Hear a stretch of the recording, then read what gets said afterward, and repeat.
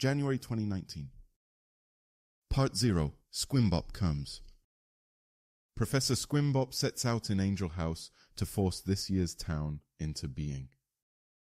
By the time he reaches the middle of the inland sea, the totally other place has vanished behind him, and this year's assignment has begun. Now, his point of departure exists only in memory, as the source of the lectures that will drip into him as soon as he arrives. Until then, he slumbers dreamlessly, staring up at the ceiling without seeing it. Occasionally he climbs upstairs to the captain's chamber and steers the ark with a giant wooden wheel, but not often. The course is mostly straight. Any fear of arriving at the wrong destination is mostly hypothetical. There is nothing more in Angel House than the luggage of a traveler heading for a town he plans to spend a year in.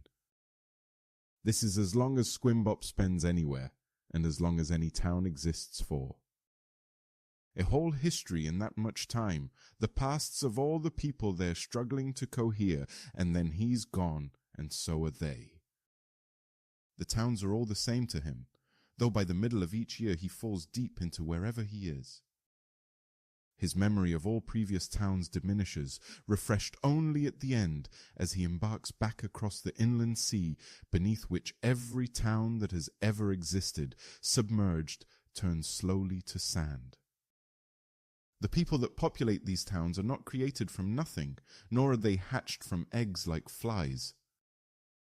They are rather dredged from the depths, recombined, stuffed with the memories of previous people, as if the inland sea were nothing but a pit in which the remnants of every person that ever existed were melted down and stewed together and ladled into the heads of everyone new as soon as they are called upon to exist. Needless to say, they turn out strange. Stranger and stranger, Squimbop is finding as his decades of doing this stretch into centuries with no promise of ending nor of revealing their ultimate purpose. He serves the totally other place, and that is all. Anything more is not for him to wonder. Though he does wonder. Coming to rest at last, the town solid around him, he drops the Angel House anchor through the surrounding mud, in what is fast becoming a meadow. It sinks all the way down to the soft, semi-aqueous layer deep underground in which the collective memories of these people flow together into a pornography, to which their hastily assembled minds, ill-equipped to bear the strain of living, will soon yearn to regress. Here the anchor finds purchase, forming a seal against the inland sea's incursion, where it will remain until he pulls it up at the end of the year, inviting the floodwaters to come. The ark has landed, he thinks, catching his breath. Like so, Angel House came to rest in the meadow with the mountain behind it, and Squimbop in the master bedroom. Queasy from the landing and the sucking sound of the inland sea receding to reveal dry land, he walked to the bathroom, squeezed his bowels but found nothing ready to move, so he sat on the toilet in the dim purple glow, panting like he'd run all the way here. An hour later, near dawn, he found himself standing before the bay window in the living room, looking at the sunrise over the meadow, and because the terrain was flat, the sprawl of the town beyond. Looming in its center stood a tower splintering at the top into a skyline, with giant slabs of cement hanging out on every side, almost overshadowing the town below. An elevated city that appeared as tall as any of the town's streets were long. A ruin. He sank to his knees, daunted by the sight of it. The tower exuded a nativeness that the structures in these towns were not supposed to. It seemed organic, not created by the totally other place, though he knew it only seemed this way. He knew his mind was incapable of seeing a world or any object as real outside of the totally other place's will. Still, there were moments in some of the towns he'd passed through when he felt that some things, even some people, must be more than figments. He couldn't shake it. The tower, as it appeared now, seemed too primal to have been conjured by his arrival. Maybe, he found himself thinking, I have it wrong. Maybe all of this predates me, and I'm nothing but a lone figure lost within it. A man in exile. His tether to the totally other place already felt slack.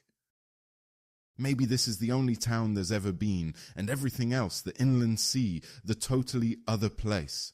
Nothing but memories of dreams built up over a lifetime of living here, yearning to break free while fearing that possibility in equal measure.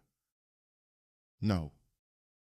He knew what was true, he knew what his purpose was, but still, he had his doubts, and his doubts about his doubts, and he shuddered and pulled himself back from the brink, closing his eyes to block the tower out. What would he tell the children when they'd taken their places on the ground in the school on Monday morning, and the heavy chamber door had swung shut, sealing them in, and they all looked up at him, in his suit and tie, cheeks and chin angry with aftershave? The smouldering of the everlasting pyre of the damned?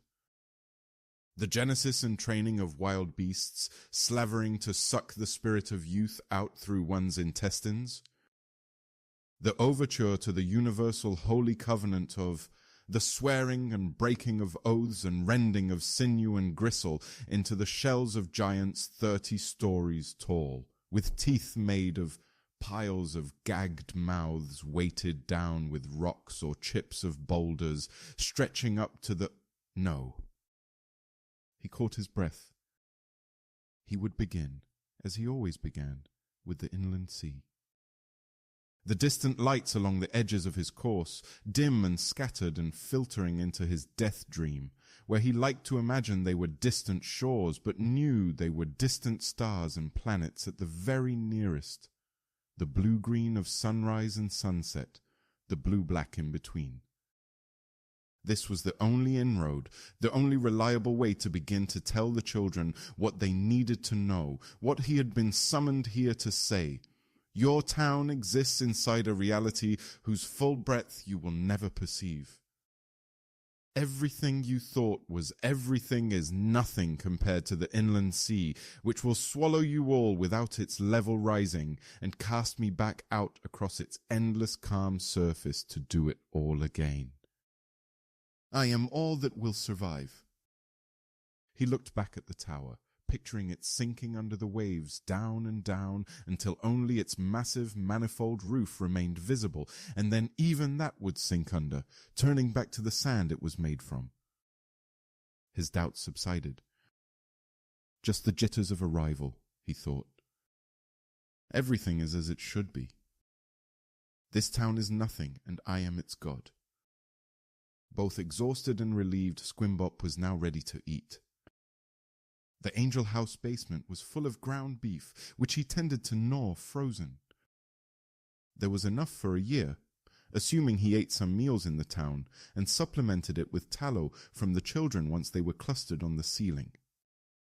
Sometimes during winter in the towns when school was out, and he didn't need to shower in order to prepare the next day's lecture, he'd lie with a chunk of this beef in the bath and let it thaw around him, rubbing its blood along his chest and inner thighs to redden himself before sucking it down, slightly greyed if the water was hot enough.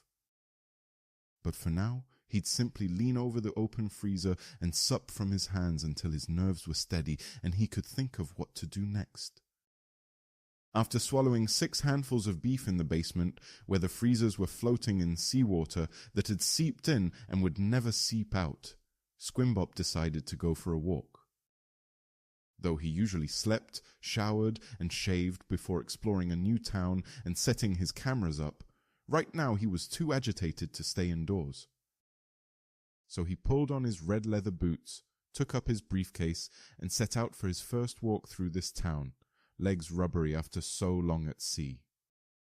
He cut a straight path across the meadow, past a cluster of wet-looking wooden buildings, their workmanship crude and mouldering, and proceeded along the dusty 2-lane road that ran toward the tower. Looking up this road into the shimmering heat, he could see the canal it would become when he pulled up the Angel House anchor and sailed back across the inland sea at the end of the year, leaving only water behind. He kicked up dust and watched it diffuse through the seawater that lingered in the air, wondering if the end he could foresee, in some sense, existed already. Time as space, an old thought that leads nowhere except to more speculation, he thought, as he stopped under a telephone pole and opened his briefcase. Reaching inside, he fished out the first of 5 cameras. Warming it in his palm, he felt it shudder as it came online. He exhaled, relieved. Each time he made the journey across the inland sea, he feared that something would happen to the cameras in transit. That they'd crack with the jostling of the waves or prove incompatible with his new environment, stranding him alone in one of these towns, with no means of converting his experience into footage, and thus leaving it, he supposed, as some sort of unprocessed, meaningless raw material instead. Pure indigestible reality. Chaff. But the cameras hadn't failed yet.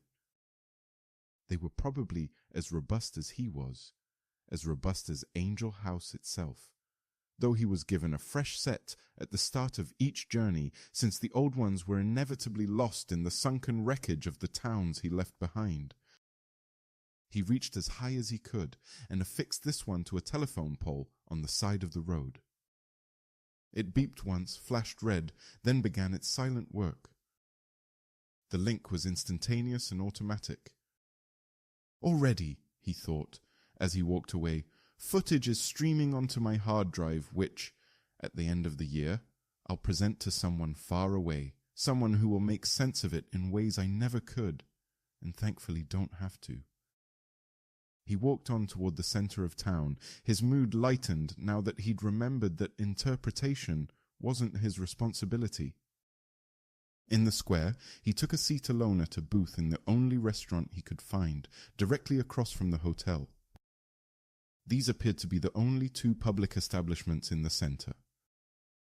In all the towns he'd caused to spring up over the years, none had come with more than a minimum of detail, but he'd never seen one as desolate as this. The sign outside read Greek Restaurant.